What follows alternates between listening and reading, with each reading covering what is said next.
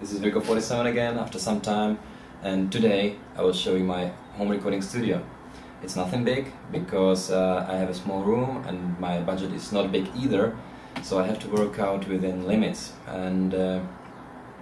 But still, I can show you how I connected the studio, why I did so, and it should be some kind of inspiration for you. And if you don't have your studio yet, maybe you will find some information useful.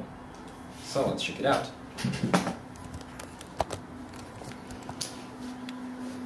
I said the room is small, so now I'm in a corner and you can see that it really is small. It's a study room, sort of. I share it with my wife, also my tortoise, which is now on a balcony, and sometimes even my little son crawls in and touches my cables. So this is the computer. I'm sure you recognized it. Computer is the ultimate target of all the music that is created all around, and you want to record your music there in a digital audio workstation of your choice. I use Reaper, as I said before, and the question is how you can get the sound there. There are two separate worlds in this studio. One of them is MIDI, the other one is audio, I mean analog audio. MIDI world is really very simple. It's a MIDI keyboard connected with USB cable that also can power the keyboard, so it's very practical. When you have your keyboard turned on, you can see it in a list of MIDI devices in Reaper, and then you can load some VST instruments and play whatever you want. This keyboard is a gift, and I would go for something better with more freely assignable knobs and buttons, because here you have a very necessary controllers, pitch and modulation, but that's about it. There are no knobs that you can assign to faders in Reaper, no buttons that I can use to start or stop recording. The other buttons simply control the keyboard itself. They are hardly usable to control the Reaper. Okay, that's it. That's MIDI. You can of course omit the keyboard if you don't want to play the keyboard. If you just want to program all your keyboard, all your MIDI events in a computer, it is possible. There is also a virtual keyboard in Reaper, but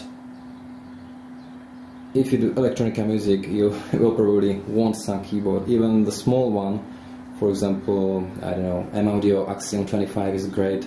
It has more controllers, and also the keyboard is a bit better simulated and aftertouch and stuff like that. So that's a MIDI, and we will now move to audio. The heart of this part of my studio is this mixing console. It's a non-expensive Behringer's Xynix 1202 mixing console, and there are two important things on the mixing console you will miss if you don't have one, and you want to record vocals and stuff like that. One important thing the mixing console has, and normal sound card does not, is preamp. If you plug the microphone into these connectors, there is a better preamp to make your sound stronger. Most of microphones used in professional or semi-professional recording produce very low-level outputs for sound cards, and then of course the quality of the sound is low, it's the noise is high and stuff like that. Now the other thing that is very handy on a mixing console is so-called phantom power, and phantom power can power microphones, condenser microphones like this. That's one thing, and also it can power stuff like this, DI box, direct box. I have my electric guitar plugged into this little box.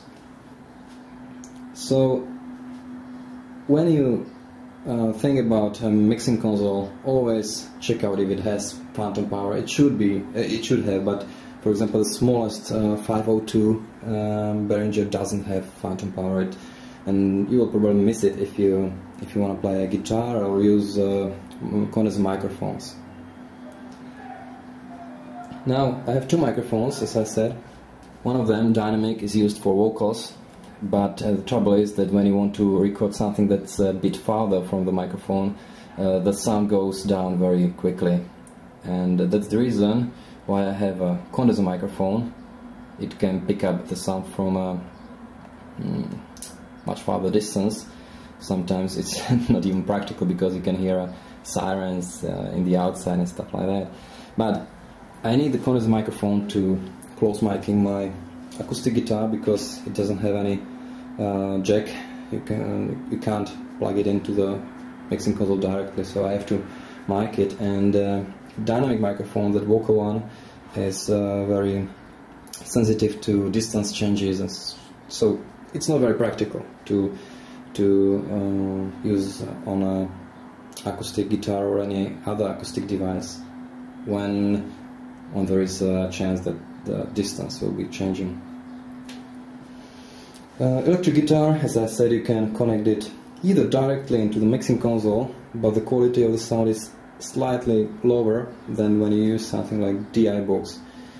It gives you better sound noise, signal noise ratio, and of course you can use, for example, combo amplifier. You can plug the guitar in and then use phones out and go into the mixing console. There are many ways how you can connect your stuff, but DI box is much better when you want to record your guitar clean and make all effects in the computer. Alternatively, you can buy a multi-effect, which is also the impedance is matched to guitar, and then you can plug your multi-effect into the mixing console. So it's the same kind of intermediate box like a DI box, but it gives you more sound possibilities. Of course, you can use multi-effect on stage, and then you don't need computer to make effects. So that's it. That's my home recording studio. But I forgot one thing: how you can connect this audio rod, analog audio rod, with the computer. Of course, there is one piece missing, and that's this little box.